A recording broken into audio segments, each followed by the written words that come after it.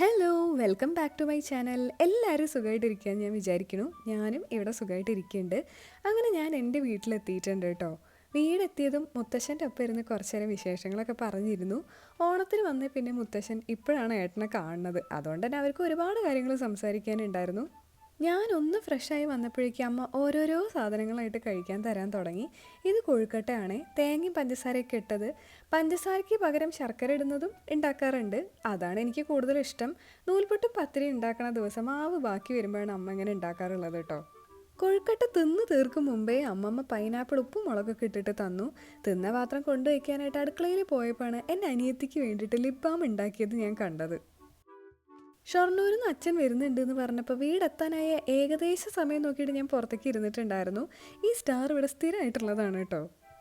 5-10 മിനിറ്റിൽ അച്ഛൻ എത്തി. അച്ഛൻ കുറച്ച് മാങ്ങ കൊണ്ടുവന്നിട്ടുണ്ടായിരുന്നു. അനിയൻ്റെയിലാണ് കൊടുത്ത് ഏൽപ്പിച്ചത്. അവൻ അതും കൊണ്ട് ഉള്ളിലേക്ക് പോയി. പിന്നാലെ ഞങ്ങളും ഉമ്മറത്തുനിന്ന് ഉള്ളിലേക്ക് കയറി പോന്നു.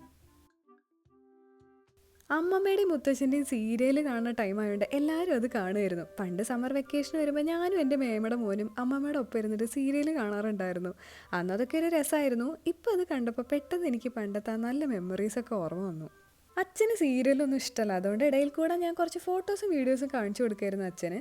മുത്തശ്ശൻ്റെ സ്റ്റിക്കാണ് കേട്ടത്. ഏട്ടൻ കാര്യമായിട്ട് സീരിയലൊക്കെ ആസ്വദിച്ച് കാണുന്നുണ്ടായിരുന്നു, എന്താണെന്ന് അറിയില്ലെങ്കിൽ പോലും. ഡിന്നർ ടൈം ആയപ്പോൾ എല്ലാവരും ഫുഡ് കഴിക്കാൻ റെഡിയായി. അമ്മ നല്ല ഭംഗിയിൽ എല്ലാവർക്കും വേണ്ട ഐറ്റംസൊക്കെ വിളമ്പി സെറ്റാക്കി വെച്ചിട്ടുണ്ട്. ഇനി പോയി കഴിച്ചാൽ മാത്രം മതി. കുറേ ഐറ്റംസ് ഉണ്ടായിരുന്നു കേട്ടോ കഴിക്കാൻ. Fish fry, fish curry, chicken, കാളൻ, പുളിയിഞ്ചി, അച്ചാർ, അങ്ങനെ ഒരു ലോഡ് ഐറ്റംസ് തന്നെ ഉണ്ടായിരുന്നു. ഫുഡ് അടിയുടെ കൂടെ വർത്തമാനം പറച്ചിലും സൈഡിൽ കൂടെ ഉണ്ടായിരുന്നു. ഭക്ഷണം കഴിച്ച ശേഷം എല്ലാവരും ഉമ്മറത്തേക്ക് വന്നിരുന്നു. അമ്മയുടെ ചെറിയ അനിയത്തിയും ഫാമിലിയും വന്നിട്ടുണ്ടേ. അവർക്കൊരു ഫംഗ്ഷൻ ഉള്ളതുകൊണ്ട് അത് അറ്റൻഡ് ചെയ്യാൻ പുറത്ത് പോയിരിക്കുകയാണ്. അപ്പോൾ അവർ വരുന്ന വരവും കാത്ത് ഇരിക്കണ ഇരിപ്പാണ് ഇത്. അങ്ങനെ മേമയും പാപ്പനും സാത്തും എത്തിയിട്ടുണ്ട്. ഞാൻ സാത്തുവിനെ കാണാൻ വെയിറ്റ് ചെയ്തിരിക്കുകയായിരുന്നു. ഓണത്തിന് കണ്ടതാണ് സാത്തുവിനെ. അന്നധികം ടൈം സ്പെൻഡ് ചെയ്യാനും പറ്റിയില്ല. ഞങ്ങൾക്ക് എല്ലാവർക്കും ആകെപ്പാടുള്ളൊരു കുഞ്ഞനിയത്തിയാണ് കേട്ടോ സാത്വിക.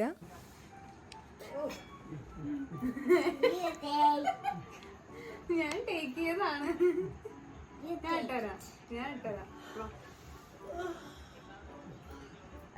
കയ്യിലൊന്നുമില്ല, കയ്യിലൊന്നും ആക്കരുത്.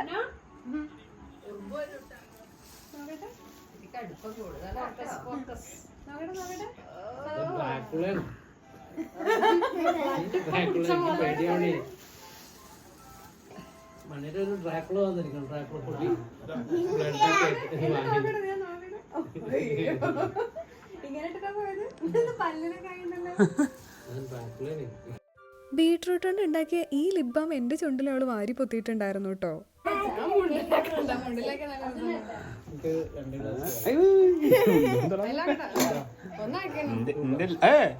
അടുത്തത് മൈലാഞ്ചി ഇടണമെന്ന് പറഞ്ഞിട്ട് ഞാൻ ആ പരിപാടിക്ക് നിന്നു. എന്തായാലും മതിലിന്റെ അപ്പുറത്ത് നിൽക്കണ മിക്ക മാസം ബാക്കി വരയ്ക്കണ്ടല്ലോ അല്ലേ? എന്താ ഐഡിയ? എനിക്ക് പറ്റാവുന്ന പോലെയൊക്കെ ഞാൻ അവൾക്ക് മൈലാഞ്ചി ഇട്ട് കൊടുത്തു. എന്താ വേണ്ടതെന്ന് ആദ്യം എന്നോട് പറഞ്ഞിട്ടുണ്ടായിരുന്നു കേട്ടോ. മിന്നി മൗസ് വേണം, ടെഡി വേണം, ഫ്ലവർ, ലീഫ്, ലൈൻസ്, ഡോട്ട്സ് എന്നൊക്കെ പറഞ്ഞിട്ട് ഒരു ലിസ്റ്റ് തന്നെ ഉണ്ടായിരുന്നു. പറ്റണ പോലെ എന്തൊക്കെയോ ഞാൻ ഒപ്പിച്ചു കൊടുത്തു.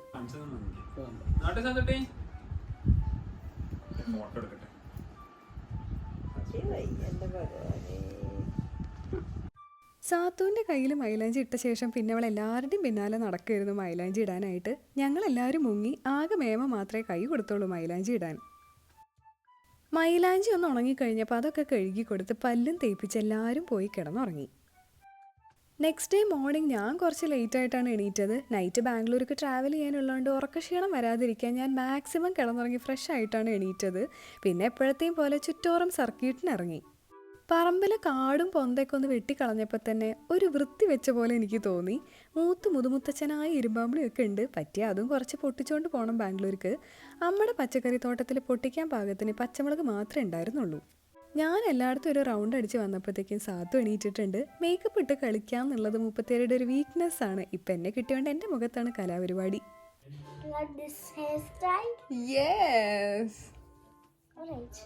അവളുടെ കാര്യങ്ങൾക്കൊക്കെ കൂടെ നിൽക്കാൻ ഒരാളെ കിട്ടുക എന്ന് പറഞ്ഞാൽ ഇതിലും സന്തോഷം അവൾക്ക് വേറെ ഒന്നുമില്ല.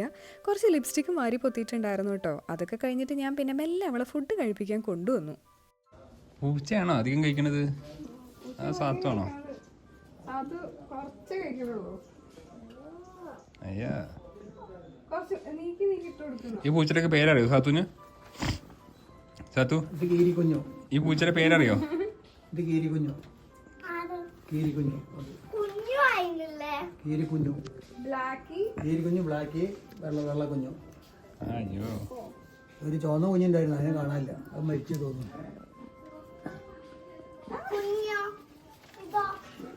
അത് ഇത് ബ്ലാക്കി, അത് കീരിക്കുഞ്ഞു. അമ്മ പൂച്ചയല്ലേ ബ്ലാക്കി? അവിടെ സാത്തുവിന്റെ പ്ലേറ്റ് അവിടെ.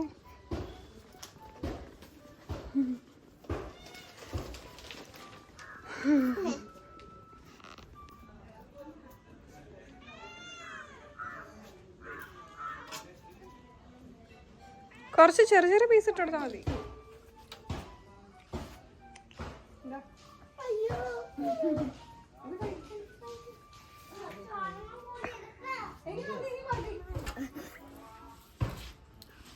ഒന്നുമില്ല. മാറ്റിയിടോ.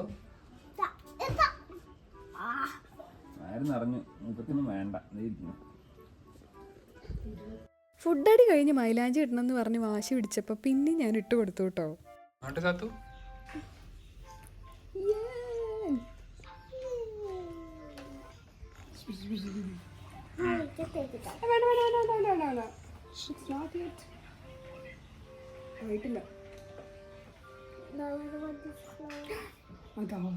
പോയോ?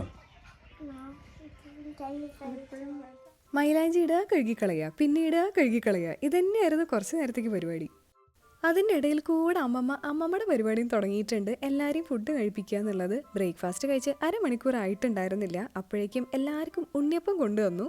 സാത്തൂന് അത്ര ഇഷ്ടമല്ലെന്ന് തോന്നുന്നു ഉണ്ണിയപ്പം. അവൾ കഴിച്ചിട്ടുണ്ടായിരുന്നില്ല.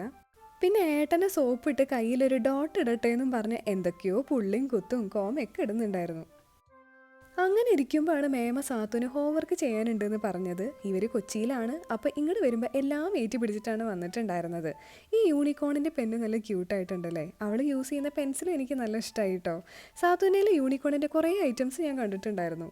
എന്തൊക്കെയോ വെട്ടി ഉള്ളതുകൊണ്ട് ഞാനും ഏട്ടനാണ് അവളെ ഹെൽപ്പ് ചെയ്തത്. എങ്ങനെയാണ് കട്ട് ചെയ്യേണ്ടതെന്നൊക്കെ പറഞ്ഞു കൊടുത്താൽ എല്ലാം പ്രോപ്പറായിട്ട് ചെയ്യുന്നൊക്കെ ഉണ്ടായിരുന്നു.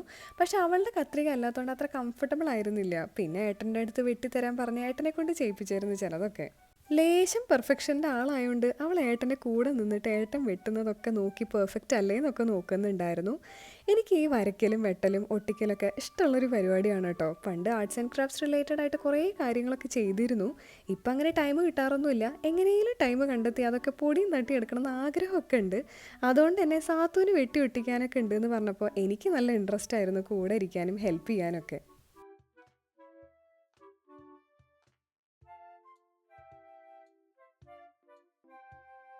അങ്ങനെ വെട്ടിയൊട്ടിക്കലൊക്കെ കഴിഞ്ഞപ്പോൾ സാത്തു എൻ്റെ അനിയൻ്റെ പിന്നാലെ കൂടി. പിന്നെ അവർ ഗുസ്തിയായിരുന്നു. മുത്തശ്ശന് കുറച്ച് വയ്യായ്കളുള്ളതുകൊണ്ട് റെസ്റ്റ് എടുക്കുകയാണ് കേട്ടോ. സാത്തുവിനെ മെല്ലെ റെഡിയാക്കിയിട്ട് അവർക്ക് നെയ്ബറിൻ്റെ കല്യാണത്തിന് കൊണ്ടുപോകാനൊക്കെ ഉണ്ട്. ലേശം ലേറ്റ് ആയതുകൊണ്ട് ചടപടയെന്ന് ഇറങ്ങാൻ നോക്കുകയാണ് ആള്.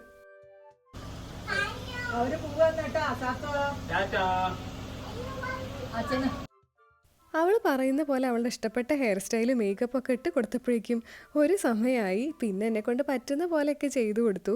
ലിപ്സ്റ്റിക് ഇടണമെന്ന് വാശി പിടിച്ചുകൊണ്ടാണ് തലേ ദിവസം ബീട്രൂട്ടിൽ ബട്ടറൊക്കെ ഇട്ടിട്ട് ലിപ് ബാം പോലെ ഉണ്ടാക്കി കൊടുത്തത്. അതാകുമ്പോൾ പിന്നെ കുറച്ച് സേഫ് ആണല്ലോ, കാര്യം നടക്കുകയും ചെയ്യും.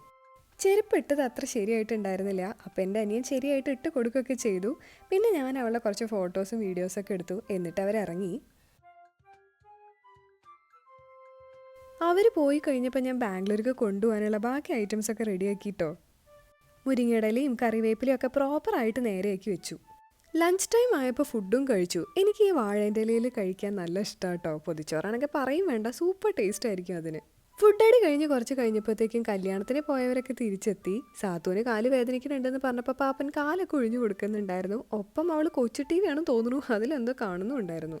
പിന്നെ ഞാൻ അച്ഛൻ കൊണ്ടുവന്ന മാങ്ങ ചെത്തി ഉപ്പ് മുളക് ഇട്ടിട്ട് എല്ലാവർക്കും കൊടുത്തു. ഈ വീഡിയോ എഡിറ്റ് ചെയ്യുമ്പോൾ ഇതിപ്പോൾ കാണുമ്പോൾ തന്നെ എനിക്ക് വായിൽ വെള്ളം വരുന്നു. മൂവാണ്ട മാങ്ങയാണേ, നല്ല ചെനച്ച മൂവാണ്ട മാങ്ങയിൽ ഉപ്പ് മുളകൊക്കെ ഇട്ട് കഴിക്കാൻ ഇവിടെ എല്ലാവർക്കും നല്ല ഇഷ്ടമാണ്. മുളക് പൊടി ഇടാതെ സാത്തുവിന് സെപ്പറേറ്റ് ആയിട്ട് ഞാൻ കൊടുത്തിരുന്നു കേട്ടോ. ടി വി കാണേണ്ട ടൈം കഴിഞ്ഞപ്പോൾ അവൾ പിന്നെ ഫോട്ടോസും വീഡിയോസും എടുക്കാനായിട്ട് എൻ്റെ ഒപ്പം കൂടിയിട്ടുണ്ടായിരുന്നേ. Hello guys, welcome back to my channel. Dance കളിക്കണ വീഡിയോ എടുക്കണമെന്നും പറഞ്ഞിട്ട് ഞങ്ങൾ പുറത്തേക്ക് പോന്നു. പിന്നെ കുറച്ച് നേരം അതായിരുന്നു പരിപാടി. സാത്തൂന് അവളുടെ താളത്തിനൊത്ത് തുള്ളാൻ ആളെ കിട്ടിക്കഴിഞ്ഞാൽ നല്ല ഹാപ്പിയാണ് കേട്ടോ. എനിക്ക് പിന്നെ ഇങ്ങനെ പിന്നാലെ നടക്കാനും കൊഞ്ചിക്കാനും ഇഷ്ടമായതുകൊണ്ട് ഞാനും നല്ലോണം എൻജോയ് ചെയ്യാറുണ്ട്. ഹലോ ഗൈസ്, ഇന്ന് നമ്മൾ പൂവിന്റെ ടേസ്റ്റ് നോക്കാം. വീഡിയോ എടുക്കണതിൻ്റെ ഇടയിൽ പച്ച ഓല കണ്ടപ്പോൾ ഞാൻ അതും എടുത്തുകൊണ്ട് പോന്നു. പണ്ട് ഈ ഓല വെച്ച് വാച്ച്, മോതിരം, വളയൊക്കെ ഉണ്ടാക്കി കളിക്കാറുണ്ടായിരുന്നു. അപ്പം ഞാൻ സാത്തൂന് ഉണ്ടാക്കി കൊടുത്തു. ഇങ്ങനെ ഓരോന്ന് ചെയ്ത് നല്ല രീതിയിൽ അവളെ എൻഗേജ് ചെയ്യിപ്പിക്കാമല്ലോ. ഇത് മോതിരമാണ് ഞാൻ ഉദ്ദേശിച്ചത്. എനിക്കിങ്ങനെയൊക്കെ ഉണ്ടാക്കാനേ അറിയുള്ളൂ. വൈകുന്നേരം ആയപ്പോഴേക്കും സാത്തു റെഡിയായി. അവർക്ക് കൊച്ചിയിലെത്താനുള്ളതാണ്. പോണ വഴിക്ക് അവർക്കൊരു വെഡ്ഡിങ് റിസപ്ഷനും പോകാനുണ്ട്. അതുകൊണ്ട് ലേശം നേരത്തെ അവർ പുറപ്പെട്ടു.